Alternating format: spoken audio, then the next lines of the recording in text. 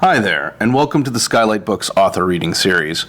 If you'd like to learn more about us and our many upcoming author events, please visit skylightbooks.com, where you can browse our inventory, buy books, and join our Friends with Benefits Club.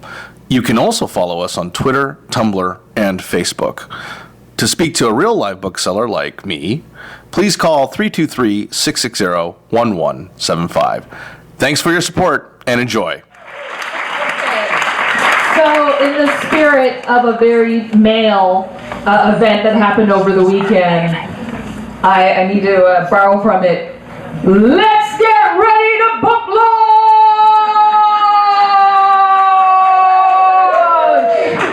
Weighing in at 275 pages.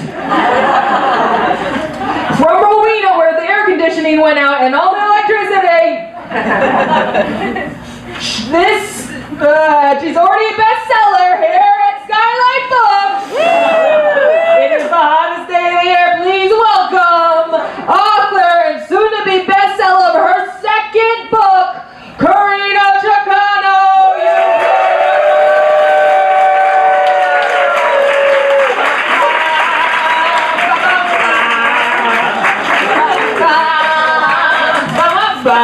Congratulations, Karina!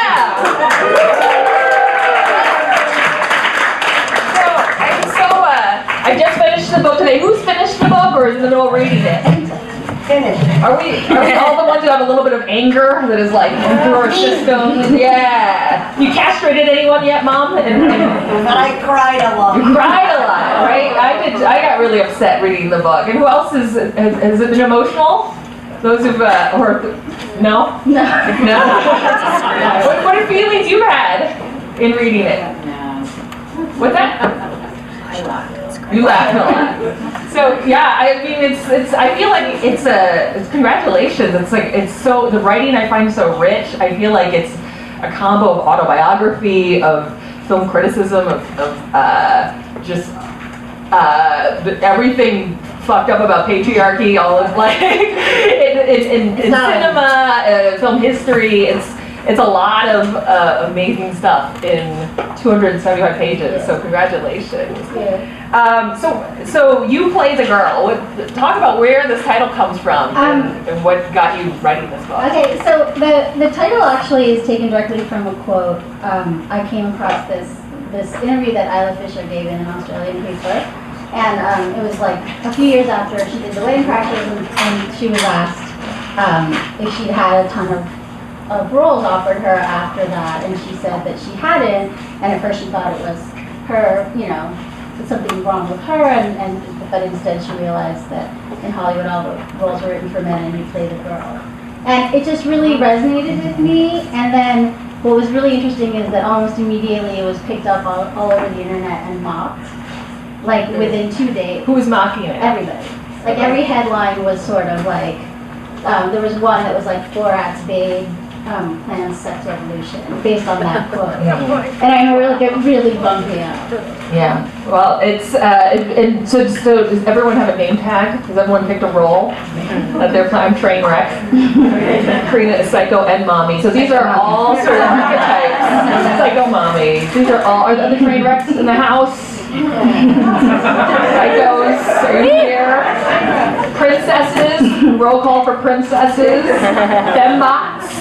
Manic Pixie Dream Girl. Stepford Wives. Give them her Stepford Wives. They're serving us. Stepford Wives. So there's a lot of revisiting of a lot of movies that I remember watching as a kid, and some I haven't seen. But can you talk about the process of did you watch a lot of movies or what? This started like a lot of people here know. I was a film critic and a TV critic, and I for a few years I was sort of like in a dark room. It felt like 24 hours a day, like in the parallax view. I don't know if you guys know the movie The Parallax View. And he was like holding his eyes open and like, flashing these horrible images at him.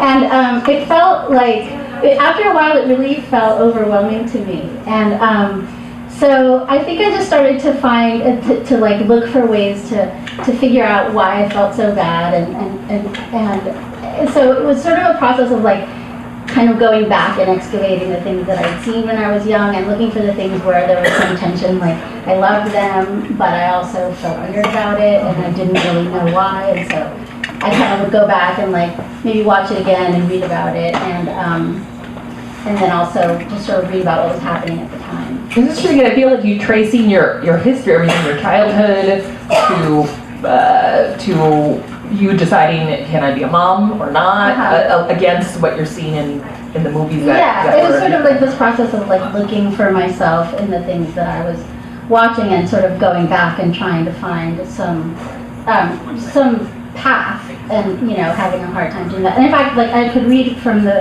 from the beginning, that plays it out. that sort of talks about that time, like when this was sort of inspired by kind of being immersed in all of this. So for those of you who've bought your copies or about to buy your copies, we're reading from From the intro, yeah. Yeah. So this is about the kind of like when I was a critic. When I first started to work as a TV critic in 2000, it was probably the best time to be writing about TV. And when I first started to work as a movie critic in 2004, it was probably the worst time to be writing about movies. I found myself spending hours in the dark consuming toxic doses of superhero movies, wedding-themed romantic comedies, crypto-fascist paeans to war, and romances about unattractive, immature young men and the gorgeous women desperate to marry them. Hardly any movies had female protagonists. Most actresses were cast to play the girl. The girl was the adult version of the princess. As a kid, I believed the princess was the protagonist because she'd seemed the most central to the story. The word protagonist comes from the Greek for the leading actor in a contest or cause, and a protagonist is a person who wants something and does something to get it. The girl doesn't act though, she behaves. She has no cause but a plight. She doesn't want anything, she is wanted. She isn't a winner, she's won. She doesn't self-actualize but aids the hero in self-actualization. Sometimes I'd sit in the theater and feel mounting despair and think, why do you keep telling me this? Why are you talking to me this way? Of course there were good movies that reconnected me to myself and the world, but most of the time I felt like some half-mad ethnographer, lost in another dimension, frantically gathering field notes from inside this dark mirror in which I couldn't for the life of me locate myself. I began to feel unreal, peripheral in my own life, trapped in a dream not my own. I felt like a canary in a coal mine, bearing traumatized witness to the inhumanity of the tent-pole threequel, chirping my tiny, impotent protests into the dark void. I felt, I guess, like Alice in Wonderland. It helped to take notes for some reason. I wrote things down to, I don't know how to pronounce this word. I realized I forgot to check. To assuage? Assuage. I wrote it. I don't know how to pronounce it. To assuage the bricked-in, thank you, Annabelle. Thank you for the bricked-in, bloodied fingernail feeling of despair that sometimes came over me. To assert my existence, to remind myself to buy bananas on the way home. I filled notebook after notebook with loopy, illegible scrawls of outrage. I know everybody says their handwriting is loopy and illegible, but mine really was because I wrote in the dark. Wow. So, yeah, one thing,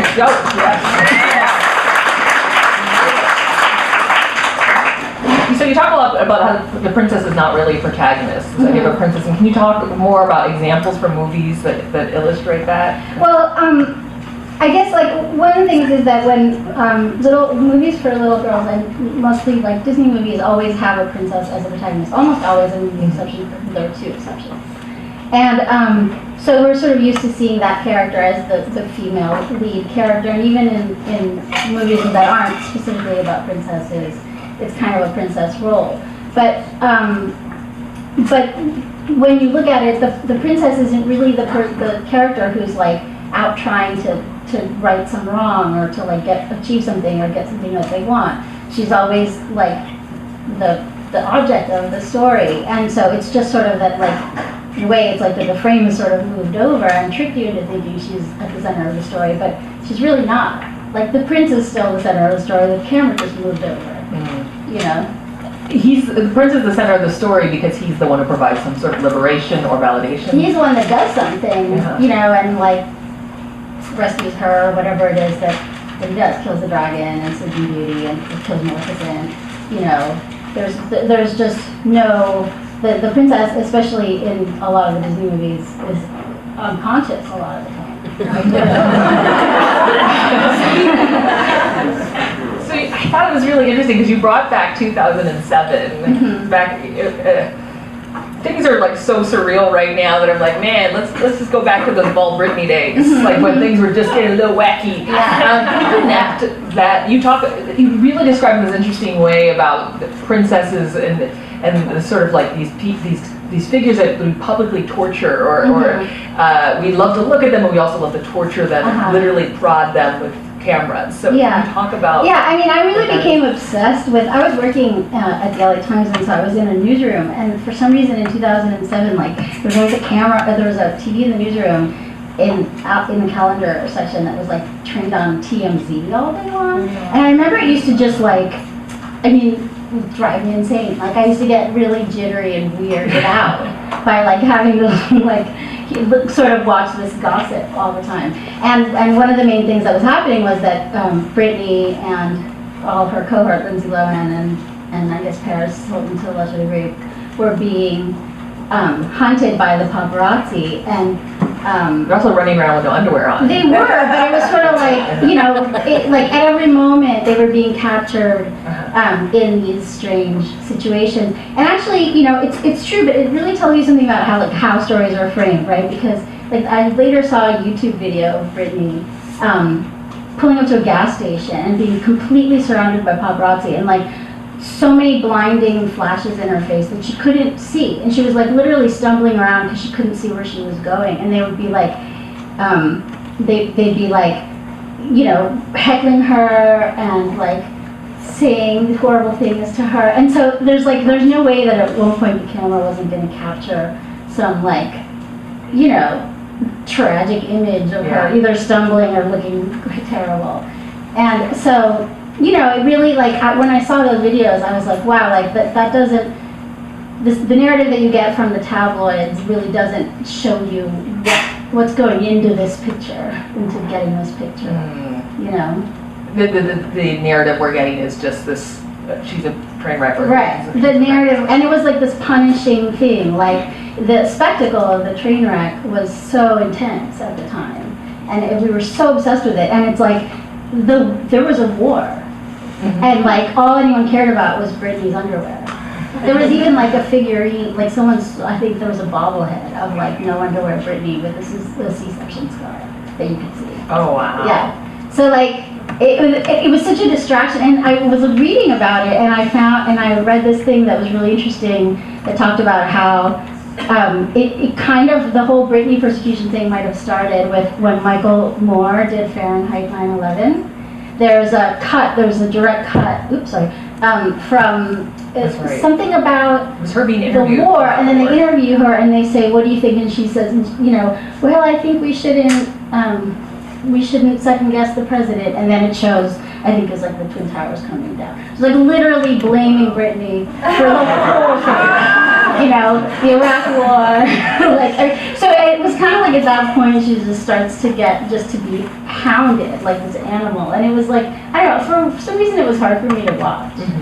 It was, I remember it just being like, just so exhausting watching. Yet I would take that back in a moment over what's happening this year. Yeah. But because that's what the bottom looks like. Yeah. So why there is sort of this modern day dichotomy, like you've heard of like the virgin whore complex, and what are you seeing? You sort of describe it in modern versions. Like what is especially like the sex spot. Well, and she was an example of it, and I think that's it. There's something in that dichotomy that like makes people hate girls like Britney. It's like she was the child star and the Mouseketeer or whatever, and then she like grows up and is like hypersexualized, and then everyone's just like descends on her with like savage, you know, hatred. And I think that there's this weird expectation of like, I guess the new version, the modern version of it, I think, is a kind of super hot but like purity pledge. That, you know, where it was at the time, like I'm a virgin, but I'm like how Kristina Aguilera that I'm making this video both bad. Yeah, and it's very confusing. It's like the constant mixed message and like the weird, you know, extreme like irreconcilable extremes of these things that you can never get it right. You know, there's like, it's impossible to sort of find the right way to be. This is a curveball question that does not explain your book. Explain Kim Kardashian to me. How does that factor in? Like, she's done a sex tape, she doesn't do anything. Where does she fit in this paradigm of I these mean, archetypes? she's interesting. I hadn't really thought that much about her, actually. For some reason, I was somehow like squirted around her. But she, I think that it's really interesting that she's got this kind of. She basically distilled this, like, just performed femininity and just performed it, and that's it. Like, that's all she's got. You know, she's just got like eyelashes. That's like a lot of money for eyelashes. Yeah. And it's interesting. It's just like she just is that image and puts it out, and you know, it was lucrative. I think that people, you know, I think that we've gone back to this thing where like appearing for women has, you know, strangely really moved backwards, or I don't know if backwards, but it's certainly gone away from what it was when I was young. I mean, part of what made me want to write the book was that I was little in the 70s, and there was a, you know, the media, especially for kids, was really influenced by the feminist movement, and it was pretty progressive, and it was not very gender divided. And you talk about some of those shows. Yeah, like, well, both shows for kids, like just Sesame Street and Zoom, and I don't know, the Electric Company, like all the stuff that we just like grew up, or that I grew up watching. And then also the grown-up stuff that I liked, like Laverne and Shirley or Mary Tyler Moore.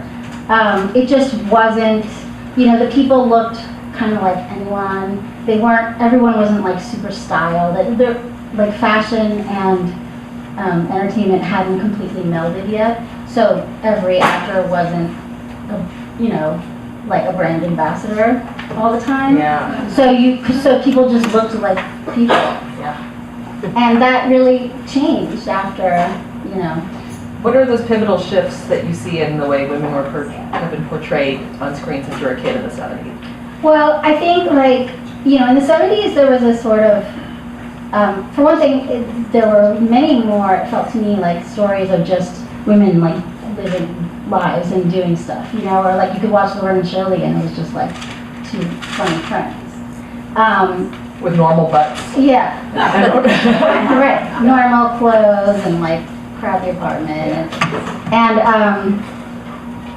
then like you know, and then in the 70s there were all these sort of like liberation through divorce movies that were sort of like a really different story trajectory. Like instead of working toward the marriage plot, it was kind of like what happens after and sort of leaving that. What are some of those? Well, An Unmarried Woman is like the seminal one, but there's like, you know, like Alice Doesn't Live Here Anymore and all those movies where people just sort of like what happens after. And you know, there were, and then like in the 80s there were also like sort of you started to see sort of teen girl characters for the first time, but they were sort of a little more realistic. You know, and you had like John Hughes characters and stuff. And then, but for me, and then you started to get sort of like 80s kick-asses that started to like, be, you know, this kind of Reaganite ideological, you know, fantasies of like. So are you talking about like Wonder Woman or? Like in those days, more like. Oh. Yeah, or like more like all the movies with How you stumped? You know. With Demi Moore, like, you know, like Jane, yeah. you know, like, and suddenly they felt like they started to like depart from any kind of recognizable reality and go into this like 80s.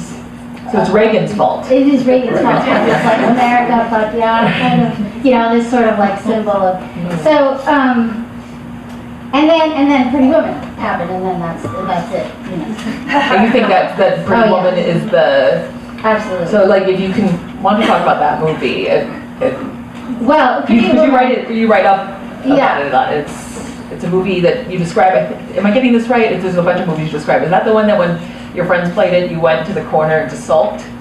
Oh yeah. There was a Thanksgiving where like some grown-ups were watching it and loving it, and I was just like, please, wait a minute.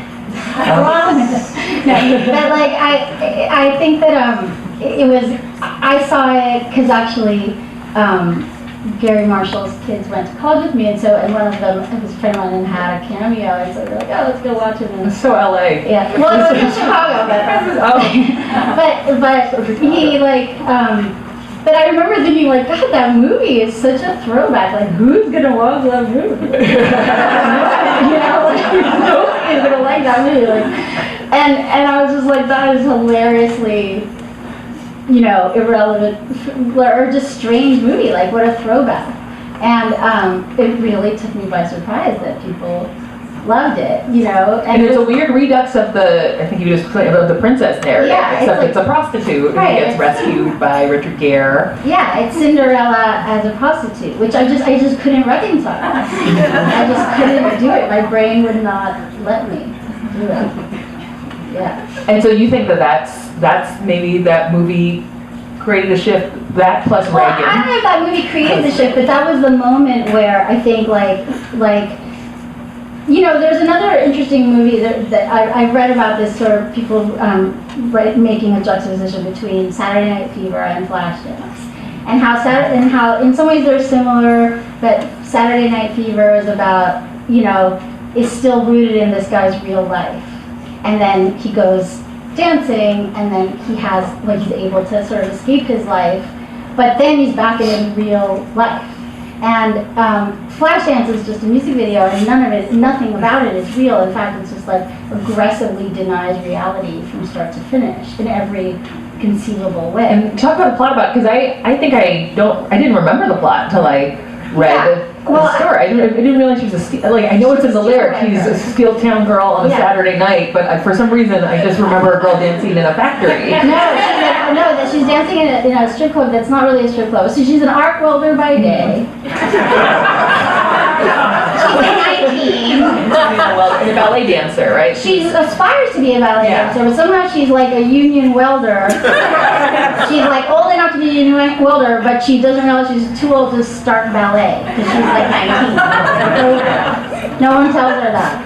So she's like trying to try out for the ballet academy while arc welding. She goes to work at the factory, like no one sexually harasses her. She's the only woman welder. She looks like Jennifer Beals. She's Jennifer Beals. She's the only woman welder. She's 19. No one says boo. Nothing happens. And then at night, she performs at this club. And for the workers. It's like a blue collar bar where some women dance. They don't take off their clothes, and everyone is very appreciative of their performances. Those places would not stay in business now. They would need grants to stay in business. You never see her filling out a grant application. And meanwhile, she has these elaborate costumes and lighting. It's like this huge production. It's how she does it without the NBA, I don't know. And then she, and then she's back to her job. Right? She has a and then relationship. her boss falls in love with her. He owns. Who's like twice her age. Yes, twice. Yeah. He's 40. She's not quite 20. That's okay. Yeah. And anyway, but that everything about the film is really.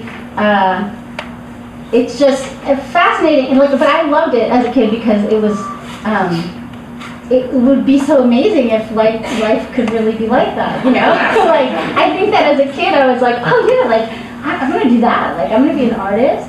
I'm gonna have some day job and be an artist and live in a huge loft and no one's ever gonna mess with me. I'm never gonna be scared or worried about money. It's gonna be great. Yeah, so I think that, but the idea, girls never got to see that. I think that romantic image of the Byronic hero, and that was very attractive. She's also in a very male world. Yeah.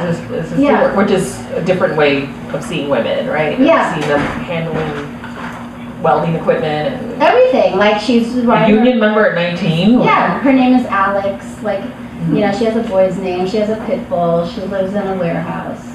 It was very attractive. You just didn't really see anything like that. As crazy as it was, I was 14 or something, and I just thought it was amazing. Yeah, and you quote Alice in Wonderland a lot. That seems to be really pivotal. Yeah. Lewis Carroll quotes all over this book. Well, it's sort of organized around that. They were organized. And can you talk about what your affinity was? Well, I was thinking. I think that for me, I tell a story that I tried to. I bought the book for Kira and I tried to read it to her. And my daughter Kira. Well, I realized I just used the F word in front of Oh, that's sorry okay. about that. And she wasn't very interested in it, and I realized that I hadn't been very interested in it when I was little. Why weren't you into it? It's weird, right? It's weird. It's really weird. It's really weird, and I think that like you're not used to that weird girl, and so she wanted to read Sleeping Beauty instead, which is what we read every single night. And I remember being sort of like as an adult kind of bothered by it, but then when I would think about when I was her age, I was like, I felt exactly the same way. You know, I thought that Alice was rude and overly emotional and annoying and pushy, bossy, you know, all the bad girl things. And then and Sleeping Beauty was my favorite princess too. So she didn't want to read it, and when I went back and I read it on my own, I realized I was really identifying with it, and that I felt that my experience, like growing up in pop culture, and especially spending like sort of a concentrated number of years watching so much, and like paying so much attention to movies and TV, was like going down this rabbit hole. So, is there I don't know, I had a question about that, but I forgot it, so. Well, I think me too. Like, I was going to read another thing well, actually, it's from the Playboy Bunnies chapter. Okay. Because this is like one of the things that, one of the places that I start is with my grandfather collected Playboys, and he, you know, it wasn't like a furtive thing. It was very proud, and he. Art. For the articles. Like, yeah, it was for the articles. Literature. And he had them leather bound by year, so they looked like encyclopedias. in his like behind his green felted poker table, like he had the whole like James Bond book. Wow. And I thought Leather binds magazines. That's he weird. did. Your grandfather's weird. He was a fastidious kind of a Wow. person, and he he just, you know, preserved them that way by year. So it was like, you know, 1960, 1961, I think from 1960 to 1973 or something. And back then they had pubic hair. We don't have pubic hair anymore. Yeah, they were very like, it was an anthropological kind of experience. And anyway, so I as a little kid, like I was very interested in them, and like my cousin, my brother, and I would like sneak them and hide and stuff. And so but then I just have this memory of like, you know, how confused I was when I was stuff I was doing.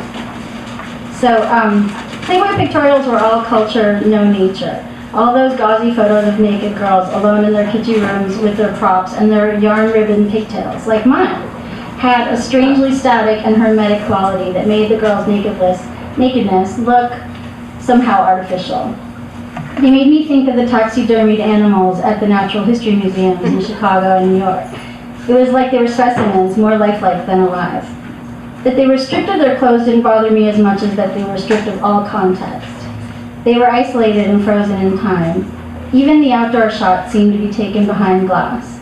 The girls accompanying biographical squibs only added to this impression, resembling the plaques next to museum dioramas, detailing an extinct animal's name, geographic provenance, statistics, height, weight, bust, weight, and hip measurements, and dietary patterns and mating behaviors, or turn-ons and turn-offs. The Playboy collection was a museum of girls, a taxonomy of girls. The pictures fascinated me and filled me with ontological terror at the same time. I knew, because everybody knew, that only girls were sexy, that sexiness was girls, it was exclusively female. This confused me, so I kept going back to the magazines trying to figure it out. It made me uncomfortable in ways I couldn't begin to express. The model's aura of stuffed bunny obliviousness, by the way, was precisely the vibe that Playboy was going for. In 1967, Hugh Hefner told the Italian journalist Oriana Fallaci that he'd called the models bunnies because, quote, "The rabbit, the bunny in America, has a sexual meaning, and I chose it because it's a fresh animal. Shy, vivacious, jumping, sexy. First it smells you, then it escapes, then it comes back, and you feel like caressing it, playing with it. A girl resembles a bunny, joyful, joking. Consider the kind of girl we made popular, the playmate of the month. She is never sophisticated, a girl you cannot really have. She is a young, healthy, simple girl, the girl next door. We are not interested in the mysterious, difficult woman, the child, who wears elegant underwear with lace, and she is sad, and somehow mentally filthy. The Playboy girl has no lace, no underwear. She is naked, well washed with soap and water, and she is happy. I didn't read this as a kid, of course, but I still think the message got across. Playboy's idea of woman was a naked fairy tale princess, a young, dumb, defenseless, trusting, easily manipulated woodland creature. She gave herself entirely because she was too inexperienced to know any better. She was a fresh animal, well washed with soap and water. She could not learn, grow, or change. She could not really exist in a temporal sense. All she could do was try to preserve and display herself. Experience made her difficult. It got her banished to the witchy cottage in the forest. She had to remain a dumb bunny, an unconscious body, frozen in time and preserved in amber for as long as she could in order to survive. The sexy lady is the only kind of lady that openly exists in the sunshine of the symbolic realm. She's the only kind of lady that warrants being looked at, paid attention to, or acknowledged in order to be listened to.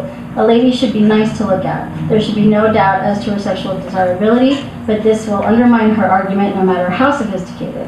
We are not interested in sadness, sophistication, or experience. We secretly believe that female subjectivity is filth.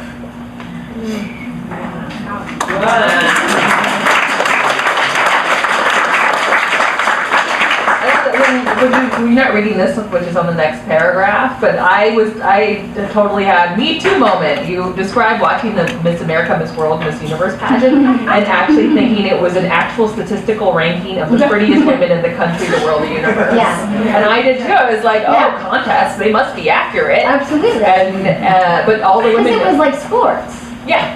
Yeah. So it was like points and sport. You know, it was what's the word? It was like Stats or objective. You know, like objective reality. Yeah. Yeah, and I remember watching these pageants, and all the women kind of looked the same, even if they were from different countries. They all sort of looked the same, and I remember thinking, yeah, I want to grow up and be sexy. Who would like? I did fantasize about it. I'm so repressed. In Chinese, you know, and I I remember seeing these images and thinking, like, how do I sanitize everything, like deprogram memory, history, any kind of pain, and like I was what Hugh Hefner describes as like what the difficult woman, the mysterious woman, like we don't want that, we just want clean washed women, and I'm like, how? Like literally, I'd see these magazines and I was like, I can't believe they poop out of that same butt, but you can't tell. They're so clean. Like Melania doesn't. Like Doesn't poop. Right. Not in front of. Oh, sorry. Wait, is this something? Yeah. Share. No, like you've heard that, right? That he's never been anywhere near her when she's pooped. Like he doesn't know, or I don't know, anything like nothing. He has a big problem with bodies doing what bodies do. Like, He likes to Right. Showers! But it's transactional, it's financial. Right. Transactional is fine. Yeah. You're paying for it. But yeah, I think that's the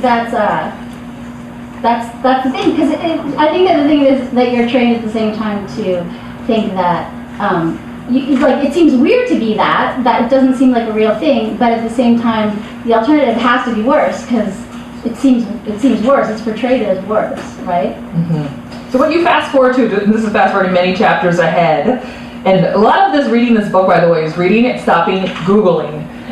Is this real? So there's a guy named Dave Catt who I guess bought a real doll because he couldn't find love in the real world. And we had lunch the other week. You were sort of describing like it's gotten to the point where when women cannot be what men are conditioned to believe, and I'm paraphrasing, you can tell me what it is you said, but like when men can't get that woman they want, they literally then have to project it onto something that won't move, that they can control.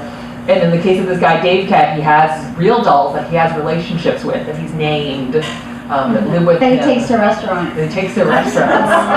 Yeah, so that was a Google, that was a pause of reading to stop, and that guy's real. Yeah. But his He girlfriend turned it into a whole, yeah, it's true, it's girlfriend. Yeah, I think that like, for me, it was just an interesting thread to follow that the main idea, I think, of the book is that there's men and women, and then there's this idea of woman that is somehow like superimposed, and that's a very real feeling, or very prevalent, and that actual women are sort of constantly measured against, and as technology has advanced, I guess, like that has become more of a material reality. You talk a lot in the book about how one, that we all, I think most women in this room know this, that we all are supposed to be dead at 40 and right. If not 28 in this town. So you talk about that and the rigid standards. Can you talk more about sort of how there's a different timeline for men? Yeah, I mean, even in modeling was an example. Yeah, the modeling thing was really interesting. I like that like the age for a girl modeling is something like 16, but for a man it's like 33. So it's just like the idea of how you construct like adulthood or the prime of life, like in the whole the story of like how, you know, what the story of a girl is supposed to sort of end with this happy ending that is marriage. It's supposed to happen very young, you know, and it's the only story, it's the only adventure of your life. Like, God help you if you have any others, you know, like that's what will get you these names. Psycho mom. Not mommy. Yeah, and then after, it's like the most stories end with everything gets fixed, she gets married, right, blah blah blah, and then after hear from her. She comes back as maybe a character actor, visit like at the wedding. You know, playing the mother-in-law or something, right? So like, you kind of, they disappear into this domestic, invisible space. And I mean, that's why I love the stuff we watch so much, because it's like, what happens then, you know? Yeah.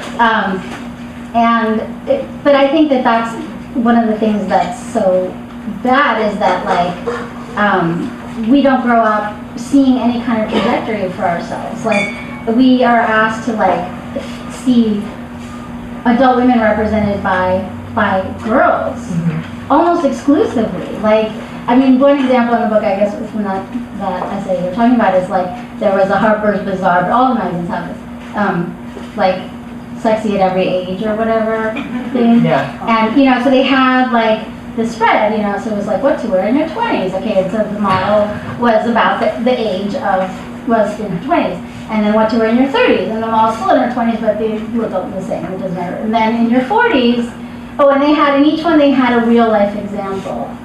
So those pictures kept getting smaller until they got to the 60s, and then they had Barbara Walters like in a thumbnail.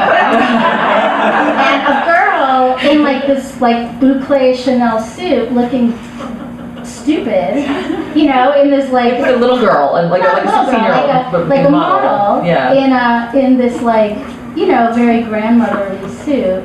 And it was interesting. It was like even in the thing that says how to look great at 60, they will not show a 60-year-old model. They just won't. Like, she was so tiny, you know, you could sort of, it was like, there's Barbara Walters. We're not going to think about that. Wow. And I think of that, like, so you never see yourself in the future. You never see a trajectory for you. And you never see adulthood. Like, you never see, like, the prime of adulthood. You never see yourself, like, doing stuff as an adult.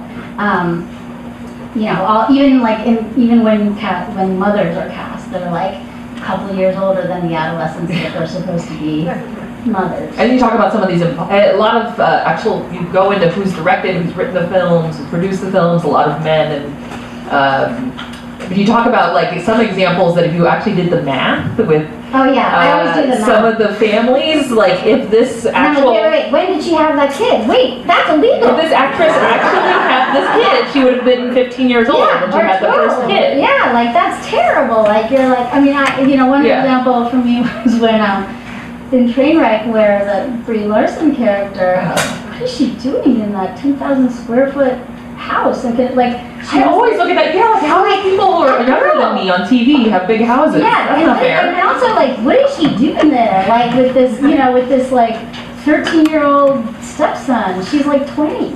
I don't know. So there's like, I can never not see that. I'm like, how do people not just go, whoa, what is that?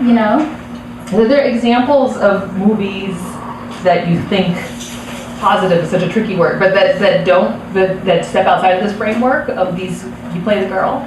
Yeah, I mean, I think there are more now, and it's not even like, I don't think it's always a progression. I think we do go in circles, so it's not now and never before. I mean, like,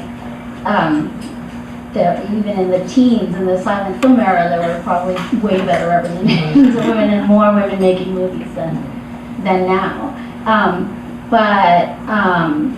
But I think that now, especially with TV, like being so decentralized, like you see a lot of stuff that you would have never seen that's amazing. If you can order a 600 cable channel package. No, but even just streaming. I mean, streaming. streaming. For me, it's sort of like the fact that you can see like Orange is the New Black, Yeah. or Glow, or That Orange is the New Black was not in here. I've been watching that. No, well, I couldn't put everything. Someone in New York was like, "Why is Dirty Dancing not in here?" And I was like, "I don't know." You do cover a lot of movies. I try to, It's been in my watch list. Do you want to read a? Well, I don't know. Do we want to take questions? Do you want to do Q&A? Yeah, maybe we take questions. Any other questions brewing out there? Or reactions? Read some more. Read, okay, let's hear another it. one? Okay. You have questions in New York? Okay. Probably wasn't as high. Okay, so this is from an essay called Bad Girlfriend. Once in the late 90s, I spent 3 strange days hanging around the Sheraton Hotel in Universal City, which is not so much a city as a mostly unincorporated area in Los Angeles County that houses Universal Studios and its attendant theme park, reporting on an event that billed itself as an academic conference on the First Amendment and pornography. I was there on assignment for Salon's then new, now dead education section. The hook was that the conference was being co-sponsored by the Center for Sex and Gender Research at California State Northridge, and something called the Free Speech Coalition, which turned out to be the lobbying arm of the adult entertainment industry. Having never attended an academic conference, I didn't know what to expect. But the mix yielded some highly amusing juxtapositions, some bordering on parody. Panels on Victorian pornography and erotic vases from ancient Greece were presented alongside chats with porn stars. My job, as I remember, was to soak in the ambiance, filter it through my disbelief, and report back in arched tones. The article would write itself. No doubt my experience at the conference was filtered through a trifecta of inexperience, selective focus, and confirmation bias. But I was quickly struck by how hostile to inquiry for an event co-sponsored by a research center the conference seemed to be. To be honest, I don't recall attending any panels on Victorian pornography or ancient Greek vases, and maybe if I had, my one-sided experience would have been mitigated somehow. What I do recall, however, is that over the next few days I found myself absorbing one unrelenting, expertly media-trained, celebratory paean to commodified sex positivity after another, and feeling more and more depressed by the hour. The conference's best-known, most vocal attendant seemed to respond to all but the most ingratiating questions by invalidating them and then swiftly shaming the interlocutor. The porn stars stuck to their talking points and stayed on message. Liking sex was the preferred euphemism for making or consuming porn. Conversely, harboring even the slightest ambivalence about it meant that you categorically hated sex and were out to ruin it for everyone else.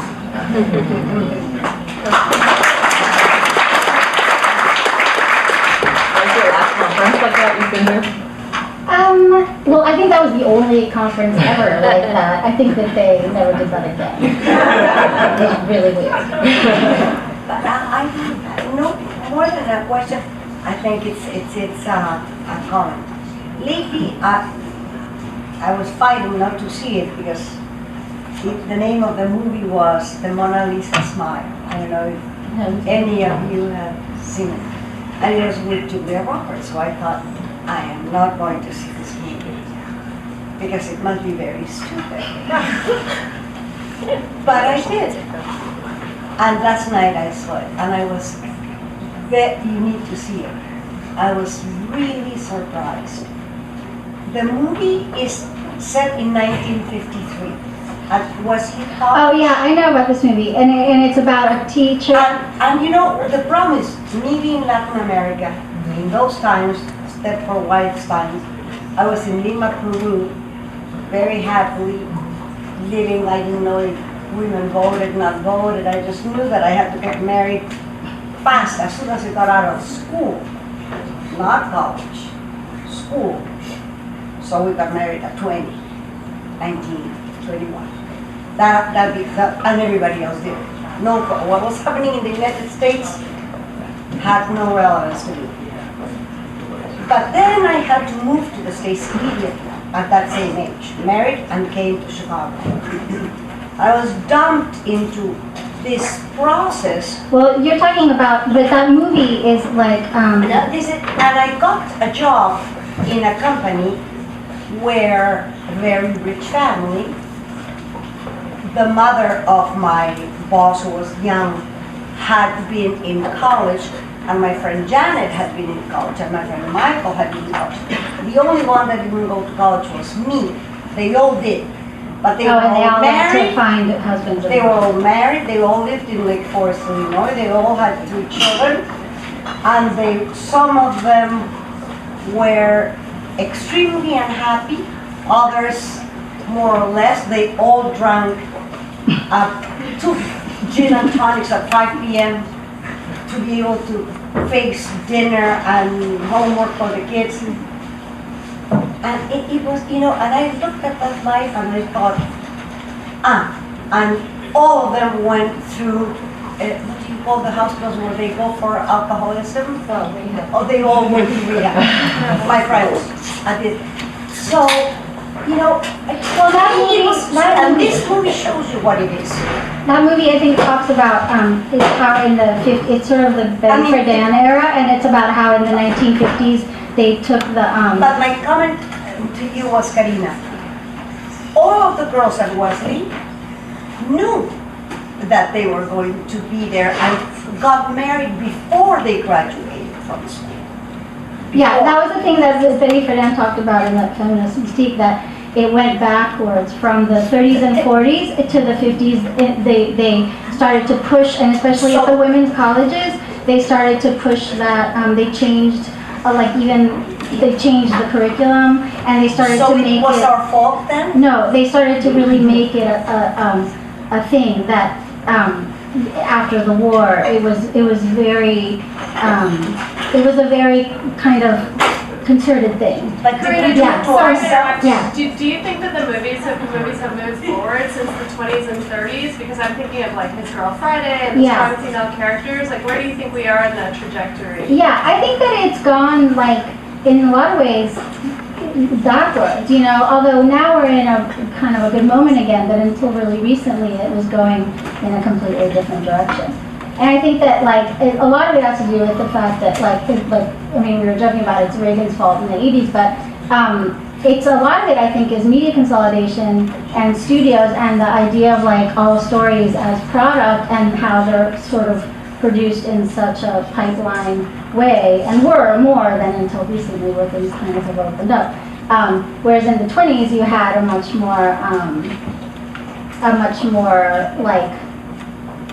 random, just people telling stories. It was a little bit less linear. Were there more female directors and producers at the time? Until the 30s, there were a lot. Yeah. In the teens, there were more than there are now. Yeah, I remember that. And then what happened? They got pushed out. The studios, once it became corporate, it's kind of like this has happened though in computer programmers are predominantly female too. The person who invented programming was Ada Lovelace. So it just, once the money comes in and the corporations kind of consolidate the power, the women are pushed out. Carrie? So what are you seeing in the media right now that you're most, I suppose, inspired by from the Catholic era and most right? Well, I think inspired by like the fact that there are more outlets now for that allow for like different expressions and different stories. So it's not as monolithic as it was when I was in my 20s and 30s. But frightened, I don't know. I think that like in the last year or so, you know, I feel like when I started writing this book, I was like, oh, I'm insane. Like, you know, you just think you're crazy for like noticing these things, and you think you're the only person noticing these things. And in some ways, it's validating that like now everybody's talking about these things, but it's also like horrifying that it's so out in the open, and it's kind of unbelievable. People are fighting for. I mean, what is this? You know that. Yeah. In the 70s. So here's a question: if this idea of girl is not real, a lot of these personas are so over the top ridiculous, then why is it so pervasive in movies? Why is this girl? Well, I think that's the whole thing, is that it's an idea of what this construction, you know, that was sort of, and it's kind of a capitalist creation, and it's very much tied to like. Selling stuff and like women's roles as like it's upper middle class, you know, married women's roles as like consumers and displayers of status, and the people who are responsible for buying things. You make a great about just women as an extension of accessories for men. You know, that's like I always notice, like feminism always comes back during depressions and recessions, and it always goes away when the stock market's booming. Except for right now. Except for right now. But, you know, everything else is bad, so maybe that's... Now doesn't count because it's too late. Can you elaborate on that, the economics of it? Yeah, I think that, like, I mean, it happened in the 30s, it happened in the 90s, like, it happened in the 70s. 50s. The 50s. But why is that? Because when there's money, and especially, like, when there's money on Wall Street, I think, you know, women don't participate in these economies directly. They almost only participate indirectly. Like, anywhere where there's, like, a lot of money and power, there aren't a lot of women. And usually they're just don't have, you know, they don't have a lot of access to it, you know? So their participation in the economy is usually, like, through marriage. But that's what's such a curiosity to me, that this is still existing and we still have this problem. It's actually gotten worse when in fact, because of women's economic status, especially in this country, rising so much, and women don't ostensibly need, you know, my mother couldn't buy a house.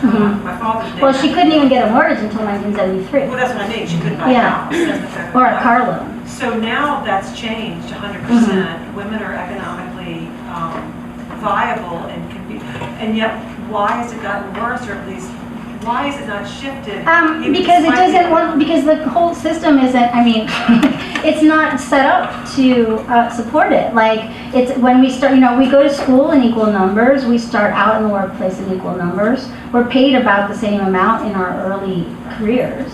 And then we start to drop out with age, and it starts to do with like having kids, and how that, you know, most companies don't support that and put all of the onus on women and pay. Usually, like, men get a paternity bonus, but women start making less.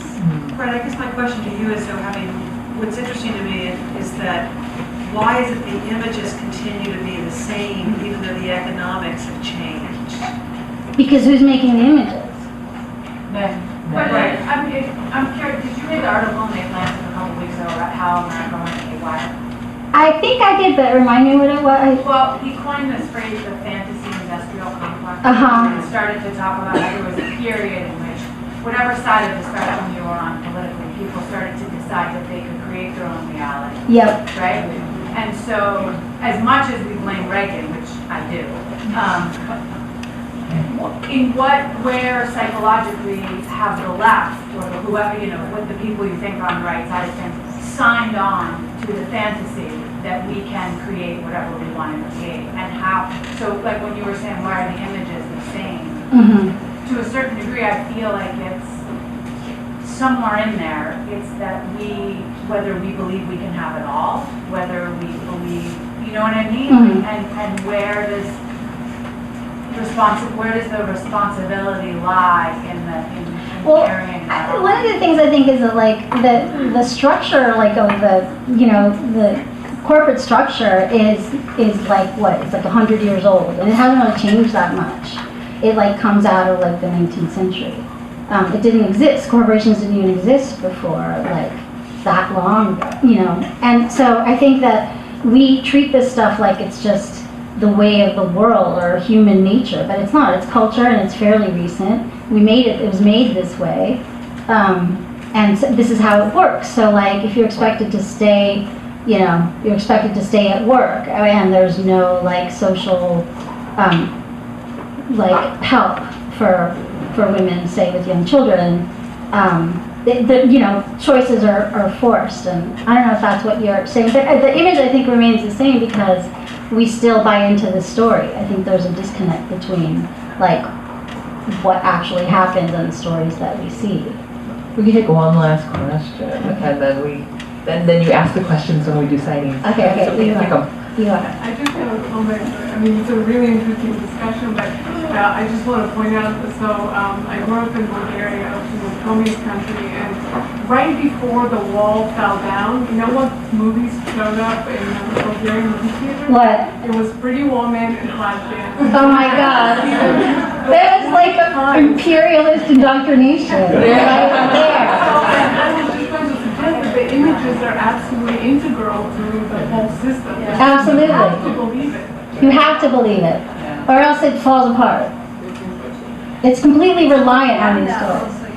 It's also to underestimate the power of advertising that you have in your country. It has a lot of propaganda that stems from which was the first ultra-capitalist, designing this fictitious world. So in a way that has stuck, Yeah. Entertainment, that's modern propaganda. You have to be careful with what images are portrayed. Yeah, they're very powerful.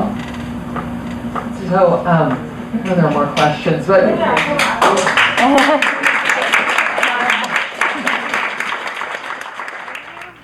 You've been listening to the Skylight Books author reading series. Don't forget, you can listen to this and all of our other great podcasts at skylightbooks.com. Thanks again for stopping by, and we hope to see you soon.